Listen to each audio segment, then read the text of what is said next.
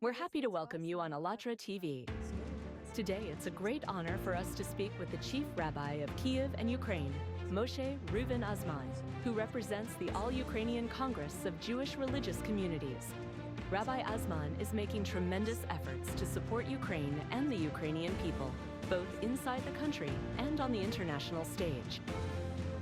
We are very happy to welcome you here in Washington today. Thank you so much for everything you do.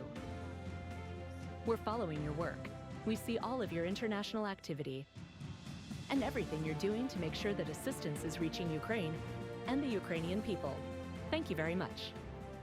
Thank you for inviting me to this broadcast. Well, first of all, not everything I do. This is only a small part, so to speak. It's not that I kind of boast about it. I believe that every person in such a difficult time, in a time of war, is obligated to do everything they can, and even what they think they cannot. That is why I try to do both what is visible and what is invisible.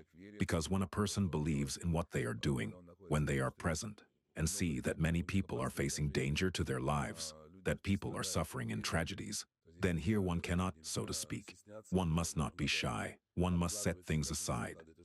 Even among us, the study of the Torah is set aside, and people roll up their sleeves and go out to save lives. That's true. And here, before asking the next question, I'd like to mention at least a small part of what you've done. You're really doing an incredible amount of work, both visible and invisible, as you said. You also lead a large volunteer center at the Brodsky Synagogue, which has coordinated the evacuation of more than 40,000 people from active combat zones and provides food, medications, and first aid supplies to civilians and hospitals. You also founded the Anatevka Shelter Village in 2014, which provides housing, medical care, and education for displaced people. And through your organization, you've essentially built a community infrastructure in Ukraine, including a public cafeteria, a school, and other essential services. And so, what do all of these initiatives mean to you personally? And what values, what inner convictions truly drive you when you do all of this? You know, first of all, you name many of the things that we do. But I think it would be more accurate to ask, and I write this down for myself, differently.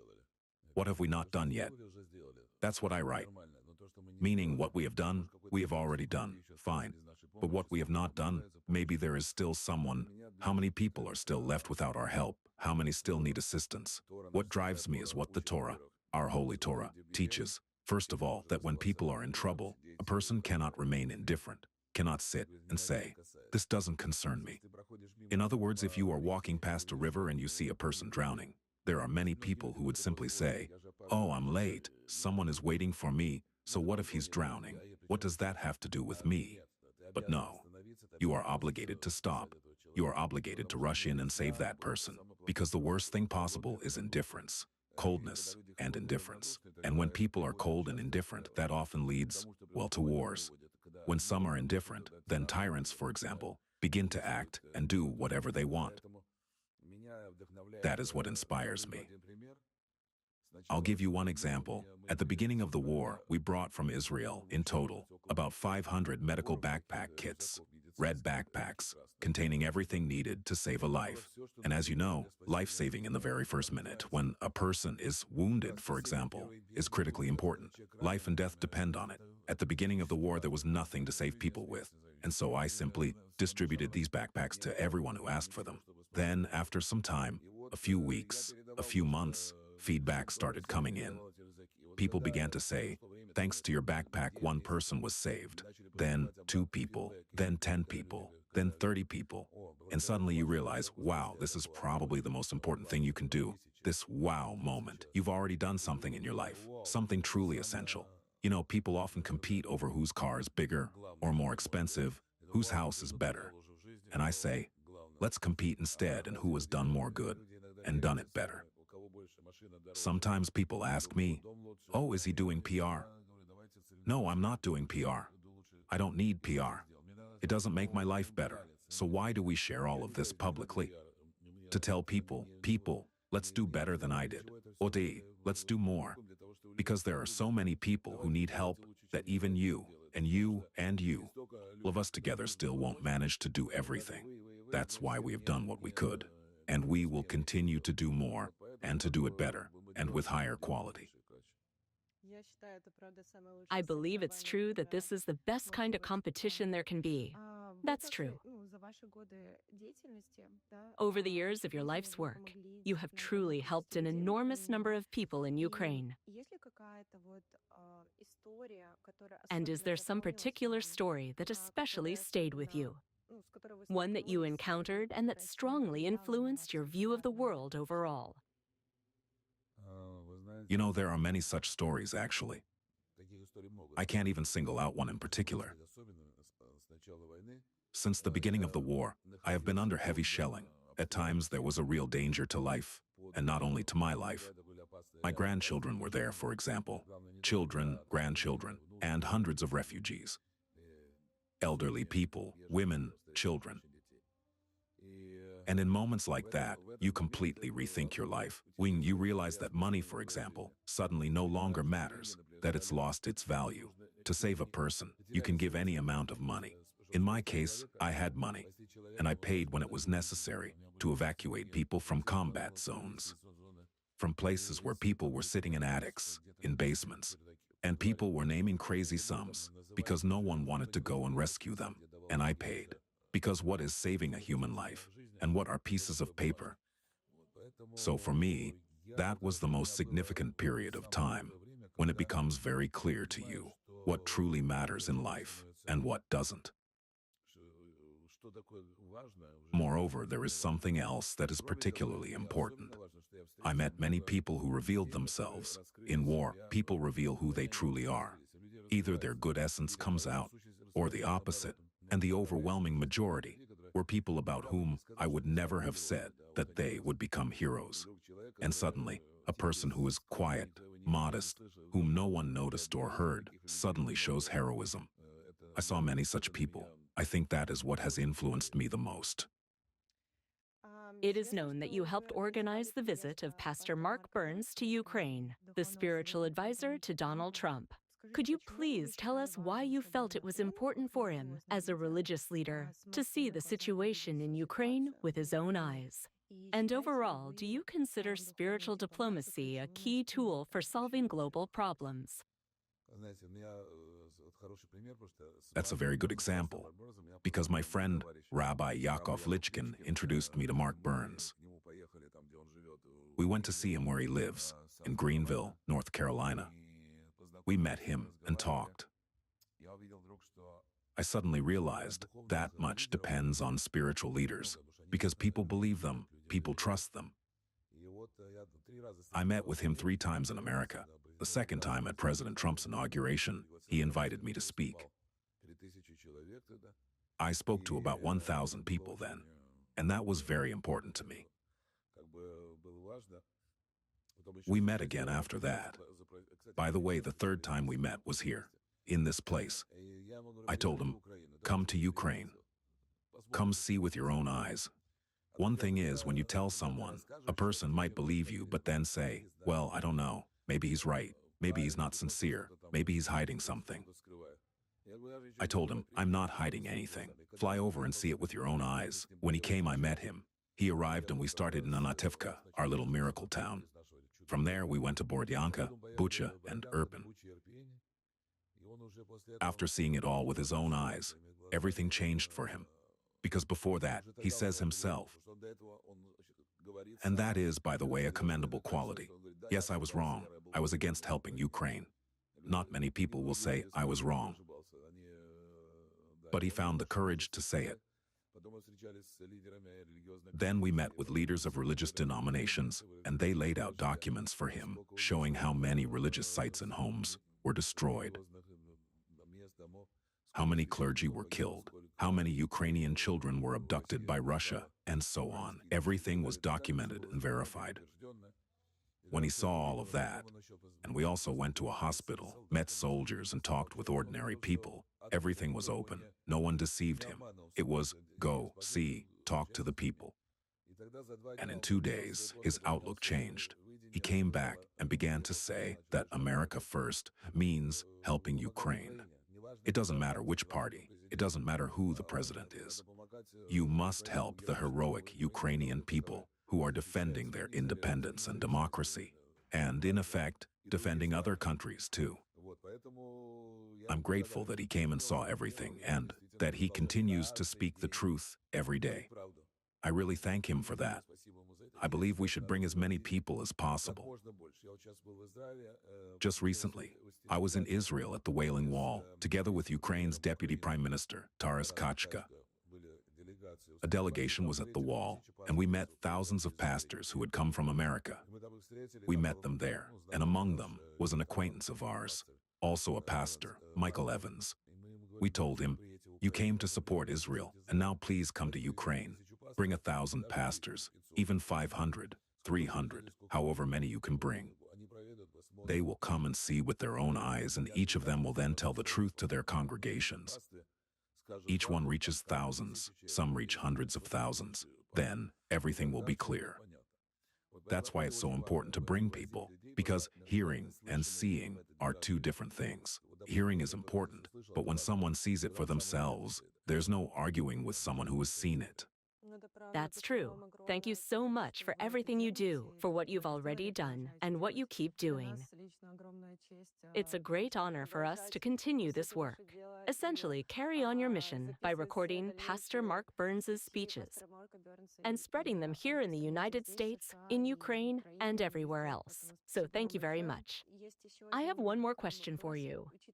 Given your extensive international efforts, including meetings with American politicians, various think tanks, and religious leaders, all aimed at highlighting Ukraine's role in defending democracy, what key messages or strategies do you find most effective for ensuring continued and strengthened international support for Ukraine?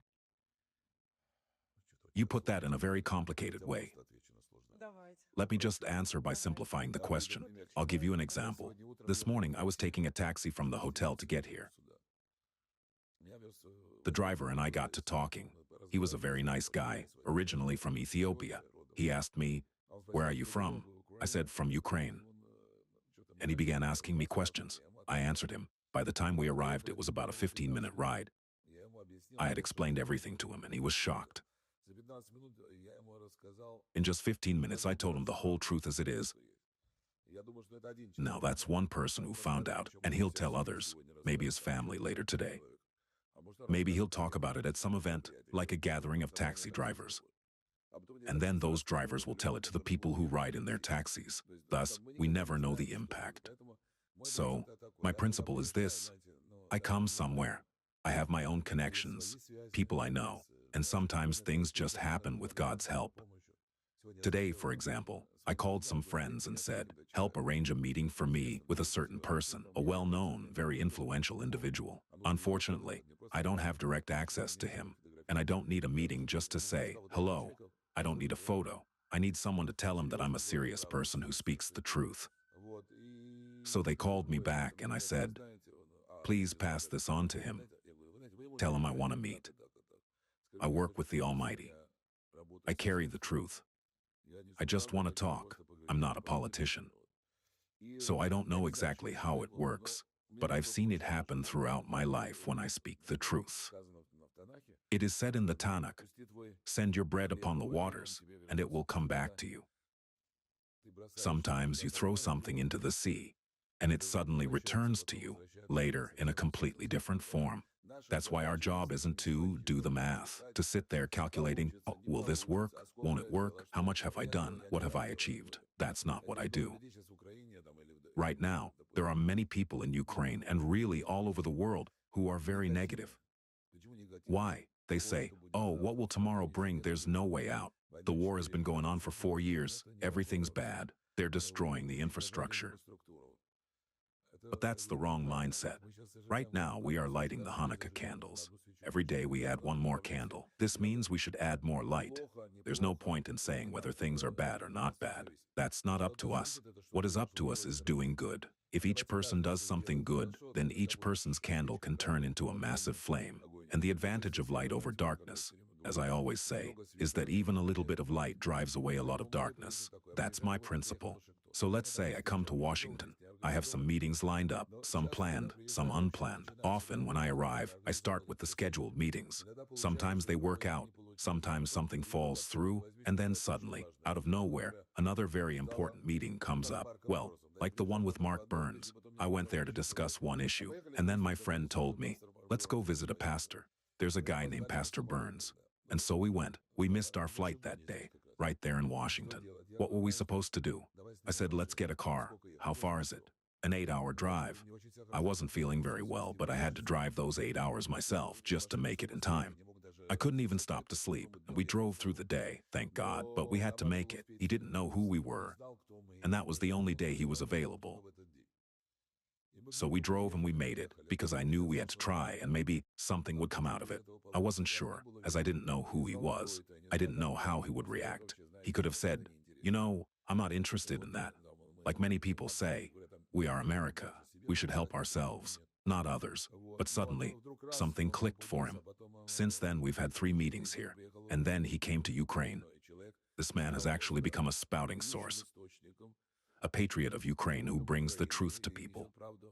And think of how many people he has already shared that truth with. And it all started with a simple decision. If I had said back then, well, we missed the flight, okay, maybe next time, there might not have been a next time. Because you know how it is. I'm busy. I need to fly again. Then he can't, or we can't. You should always take action. You can't let an opportunity slip by. It's a great example. I think about it now. What if we had given up back then? But we didn't. We took a car right at the airport and drove. That's for sure. Thank you so much for actually doing that. My next question is quite broad. In your opinion, what is it that unites all people, regardless of their religion, faith, race, or nationality? What do we all have in common? What values and aspirations are truly universal? We have a lot in common. We all share one great-great-great-grandfather, Adam, the first human. The world was created for the sake of one person, Adam. Then there was the Great Flood, and we have another common ancestor, Noah, who saved humanity from the flood when that generation had fallen into sin and drowned. The Almighty God has given humanity many chances to save itself. Then we had our forefather Abraham, who also carried the faith in one God when no one else believed. At that time, everyone worshipped idols. He was the one who was against it. By the way, do you know why he was called a Hebrew? Because the whole world was on one side of the river. And I don't just mean a physical river, but a philosophical one. The whole world followed idols, and Abraham said, no. The word Hebrew, Ifri, comes from ever, meaning the one from the other side, the one who stood against the whole world and refused to follow evil. And then he began spreading this truth to all people. Later, other religions emerged and accepted God, each with its own interpretations. But there is only one God, the one who created this world.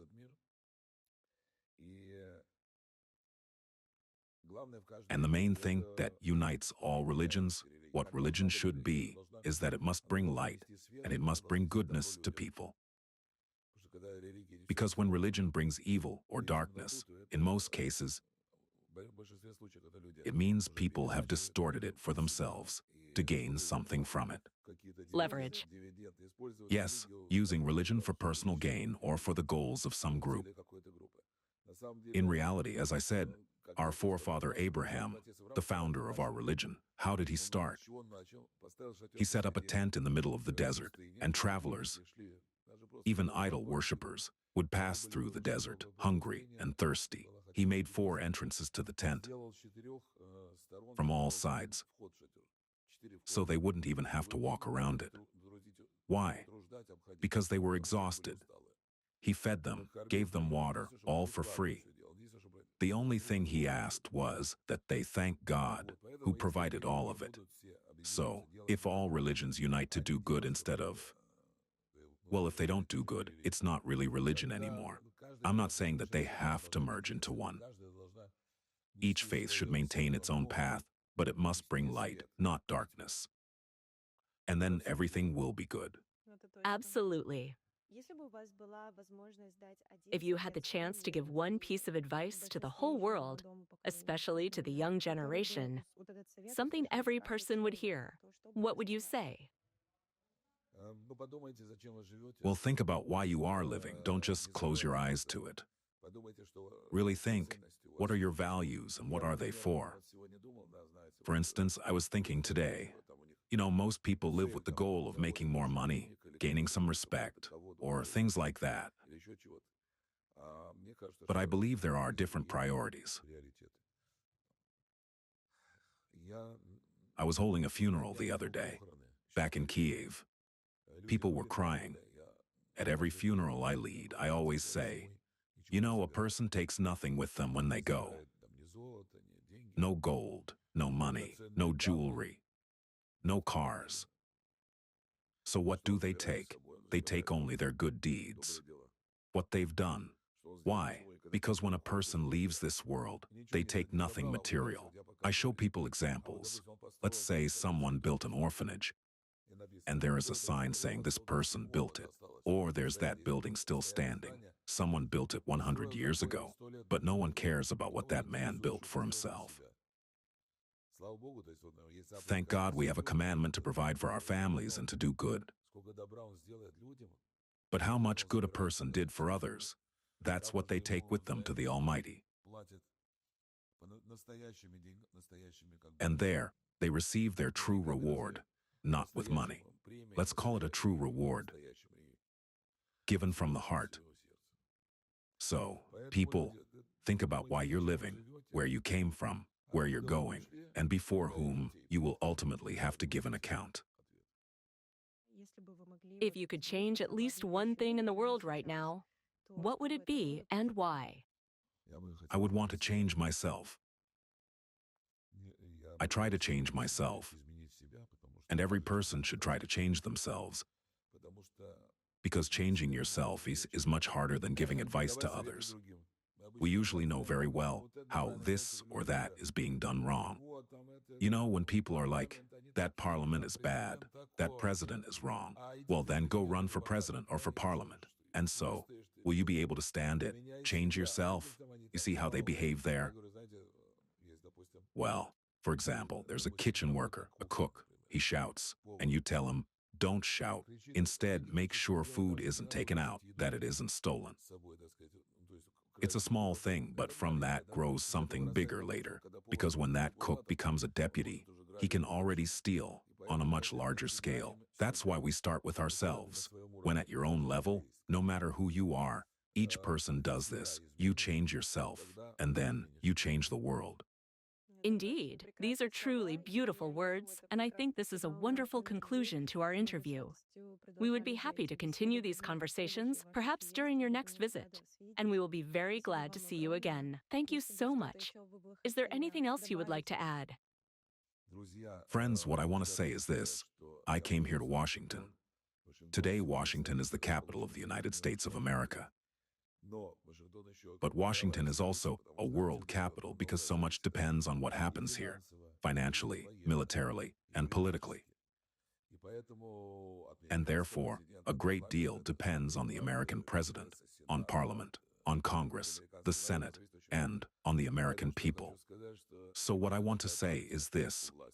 It does not matter which party is in power. Support for a just, defensive war must continue. The defense of Ukraine, because the Ukrainian people are standing heroically in defense of their country, their families, Europe, and I believe, the world as well. Because dark forces, what I call the axis of evil, dictatorial countries that attacked Ukraine and Israel, are trying to bring disaster to the world, a kind of flood. It doesn't matter what. The main thing is to kill and conquer. That is why the entire world must stand with Ukraine, because it's only Ukraine's issue. I am not saying that anyone here is mistaken. I am confident that the President of the United States, Donald Trump, is a very wise person. I am convinced that he is thinking about the fact that people are dying, that many soldiers are dying, and therefore everything must be done to achieve peace, but not peace at any cost. Peace must be achieved wisely, so that there will be no more war. I hope that when the Messiah comes soon, and we pray for his coming, there will be no more wars. But until then, we must do everything possible to achieve a just peace. That's how it is. And thank you to everyone who has helped, who is helping, and who will continue to help. Thank you very much. Glory to Ukraine. Glory to the heroes.